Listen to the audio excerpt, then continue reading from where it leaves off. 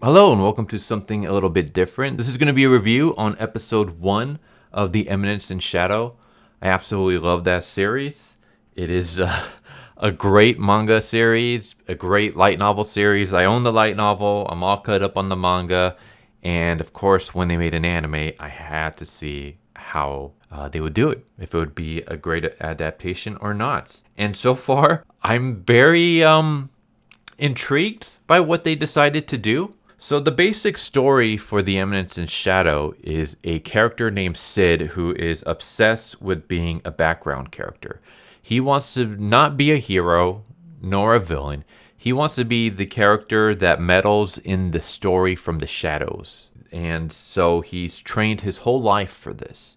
He's taken a bunch of martial arts classes. He has read a bunch of books on philosophy, on straightening your body, on just everything you can possibly think of, on tactics. He even goes out and he fights thugs and stuff to improve his skills. And eventually he sees giant lights coming towards him, and he jumps in front of the lights thinking that this is it. This is going to be my destiny. I'm finally going to achieve my goal. And it turns out that the lights are a truck, and he gets hit. He gets killed. And then he gets isekai'd into another world where he is able to live out his fantasy of being the Eminence in Shadow. At least that's how it goes in the manga and in the light novel. But for some reason, the anime decided to do something different. So the anime, the main character of the first episode is actually not Cid. It's this girl named Akane. And Akane is a idol actress. She is basically popular. She has been kidnapped in the past by a crazy stalker, and it's kind of hinted at that he did things to her. I'm sure you can kind of guess what things I'm talking about. And so she kind of has PTSD from that. And we start off right away with her waking up and taking a shower. So we get fan service right from the get-go. As soon as she opens up her door, she sees like a flash of a bunch of paparazzi shoving cameras and mics in her face. And then it turns out that this is just like an episode that she had. Basically, when she was kidnapped previously, of course, all the paparazzi got involved. And so she has PTSD from the incident and the fallout. But it was all in her head. Her driver takes her to school where everyone loves her. And the only person she has trouble with is Cid. Because Cid is the only person who never remembers her name. Not only does he not remember her name, but when he talks to her, he never looks her in the eyes. He always looks over her shoulder. It's like he was looking past her. And for some reason, that rubs her the wrong way. So she doesn't care for Cid, but she does act nice towards him. She puts on a mask where she's friendly towards everybody. And so, yeah, the only little bit of humor we get in the beginning is just Cid constantly mistaking her name. He calls her one thing. She's like, that's not my name. He's like, oh, I thought I remembered all the main characters. And she's like, what the hell is he talking about? Main character. And he's like, oh, that's right. Your name is this. And she's like, no, that's not what my name is. And she finally tells him what her name is, and he leaves. And then we're in class. Everyone's surrounding Akane. They're all talking about her. She's going to be in this new drama coming out tonight. Cid sits next to her, and Cid is, we see that he has weights on his arm, and he's squeezing one of those grip things. I forgot what the hell they're called, but you squeeze them, and it strains your arm, your hand muscles. So he's doing that. Akane goes into the bathroom where she basically talks about how she's wearing a mask. She puts on the mask of friendliness and stuff, but she uses that to kind of hide her true self, who is a scared little girl who is aware that everyone's just kind of nice to her because of her fame and stuff. We have a moment where Cid has to stay behind to do some kind of chores. Akane also stays behind school for some kind of club activity, I think. She keeps calling her driver to pick her up, but he's not answering the phone, and we see why. We basically see him getting assaulted by two thugs. And so Akane is forced to walk home. And as she's walking home, she gets accosted by two people who kidnap her. And as they're chloroforming her, she sees Cid in the distance watching. And so she wakes up. She's in an abandoned warehouse. The two thugs are basically, they kidnapped her to hold her for ransom. Basically, her dad has made a lot of enemies, and they've already sent the ransom note, and they're just waiting for the payments. Meanwhile, one of the thugs basically says, you know what? This isn't the first time you got kidnapped, right? It wasn't the previous time from a stalker. I heard that he might have done some things to you. Well, I'm going to treat you better than he did. And he basically is like, I'm going to use your mouth first. You can guess where this is going. And before he can do anything, Cid arrives. So he's outside. He drops his weights. He puts on a mask, climbs the roof of the warehouse. They hear his footsteps. He breaks through the window, and he basically starts fighting the two thugs. He takes one of them out pretty quickly by throwing a knife at his hand before he can shoot him with the gun. And then he takes out 2 bars and he knocks the guy out. The other guy is a soldier, and he's a soldier that was kicked out of the army, probably because he enjoyed killing a little bit too much. And at least this is what is hinted. It never really explains why, but we see him killing someone, and he has like this psychotic smile on his face. So he probably went and started killing civilians or something. He probably just gave into bloodlust. He is bored with his life. He's like, I got kicked out of the army, and then I came here, and now I just work for a bunch of thugs kidnapping little girls, and like, this is boring. This country is too peaceful. Eventually, he pulls out his gun, aims it at Cid, but then he drops it because he wants to fight Cid barehanded. He wants to get a good fight out of this. He's bored with all the tasks he's been given before, and he thinks he can get a good fight out of this guy, especially when he realizes that this guy has been going around fighting a bunch of biker gangs and stuff and beating them up. So he's like, oh, you're the one that's been doing that. Well, let's see how you do against a soldier. And so he pulls out a knife, and then we get a fight between the two of them, with the soldier using a knife and Cid using 2 bars. And as this is going on, Cid is basically monologuing. And he's talking about how great bars are as weapons, because not only do they work really well, and you can, like the way that they're designed, you can use them as tofas. But also, if you get caught with them, there's plenty of excuses you can give to the cops for why you're carrying these bars. It's not like it's an actual weapon, so cops will, like, if you get caught with them, they're not going to like arrest you for carrying weapons. But yeah, he starts fighting, and it kind of goes back and forth. The soldier is able to get a good slash on Cid. The soldier says, "You're good, but the difference between us is my physique.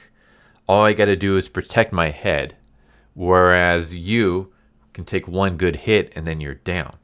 And Cid admits that that's true.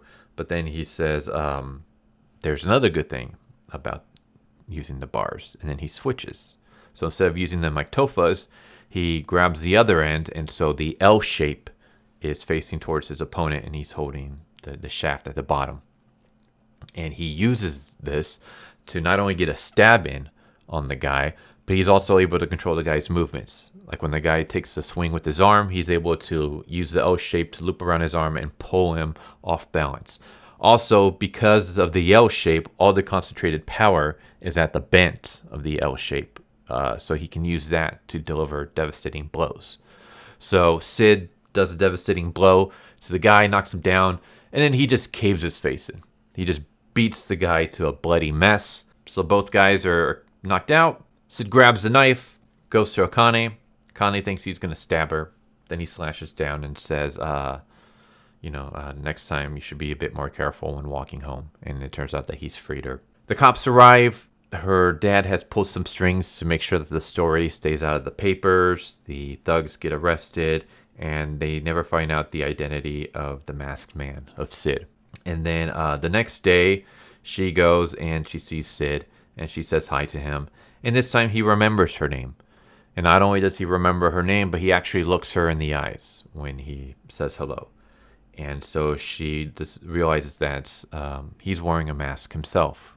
She doesn't know why, she doesn't know what type of mask, but she has a feeling that he's hiding his true self. And so she feels the connection to this guy. And then the very next scene is Cid getting hit by a truck. So the very next scene, we see a news report about a student who was hit by a truck, and Cid is the victim. So all the way up into this point, I was like, what's going on here? because the light novel and the manga they're comedies. They're really, really hilarious comedies that kind of poke fun at isekai tropes and other tropes. And Cid is just this hilarious character who is so obsessed with being this eminence in shadow that he does it constantly, and he believes that everyone else is kind of joining in on this roleplay because he gets like a harem of female soldiers that join his shadow group and stuff, and they make an appearance later on. I'll get into all that, but basically what I'm trying to get at here is that he has this group. He's the leader of the group. He makes up the story about this Diabolos demon and a cult of Diabolos that are trying to take over the world from the shadows, and his group has to stop them. And in his head, he's just making all this up. He's just BSing. He believes that all the girls are following him because they're just playing along with his roleplay. But it turns out that everything he says is true. So it turns out there actually is a Diabolos. There actually is a cult. They are actually running things from the shadows. We have scenes where like his sister gets kidnapped, and the shadow group is like, we believe from our intel that your sister that this woman is being held here. And he's like, no. He throws a knife at a map, and he's like, that's where she's being held. And he just threw a knife randomly on the map. He has no specific idea where they're at. Again, he's just trying to play up to this character. But when they go to the location, it turns out that the location is actually true. So there's some theories that Cid might have like a creation skill where whatever he says comes true, because whatever he says comes true. So one of the theories that readers and stuff have is, does he actually have the power to make, whatever he says come true? Or is he just super lucky and it's all coincidental? And that's where a lot of the humor comes in. A lot of the humor is also that characters assume he's doing one thing, but he's actually doing something else. Like they assume something he said is super badass and things, but he just kind of said off the top of his head. He'll say one thing and they think he's meaning something else, something more profound. He does things just because it's like the spur of the moment, or he's like he just does something off the top of his head. He has no idea what the hell he's doing, but it ends up being the correct thing to do. So like this is where a lot of the humor comes in. We didn't get any of that in this issue. There's like no humor. I mean, this episode is literally about a schoolgirl who gets kidnapped, almost sexually assaulted. It's hinted at that she got sexually assaulted in the past, and then Cid comes and saves the day. There's brutality in the way that he saves her. So there's like no humor whatsoever. And I'm like, am I watching the wrong thing? Like, what's going on here? But yeah, Cid gets hit by a truck. In this, it seems like the truck driver wasn't watching where he was going, and Cid just happened to get unlucky. In the novel and in the manga, Cid actually comically runs into the truck. In the manga, Cid is portrayed as super like over the top, beefy and muscular because he's constantly training himself, and it's hilarious looking. And like I said earlier, he sees lights coming at him, and he thinks that this is like the world is granting him his dream. So he rushes he runs into the light, and it turns out that the light are actually headbeams from a truck. So he gets comically run over by Truck Hunt. Here, it seems to be more of like a sad event. Like, we don't actually see him get hit by the truck, but it's portrayed as an accident. It's not portrayed as humorous of him actually running into it. It's portrayed as the truck driver wasn't watching where he was going, and Cid happened to unluckily be in the way. And then we immediately cut to credits. And I was like, this episode seems kind of short. So the funny thing is that it goes through all the credits, and then another scene pops up, and it's like, nope, that was a fake out. They showed the credits just kind of to play along with the fact that the main character just died in the very first episode. But then we actually get Cid, and he is he's been isekai'd into this new world. He has his harem of elves and beast girls and stuff behind him, the Shadow Group, and he basically explains that he is the Shadow King. This is the Shadow Group. Their goal is to not be the main hero, the main protagonist, nor is it to be the main villain. Their goal is to meddle in the story from the shadows and to be the eminence in shadows.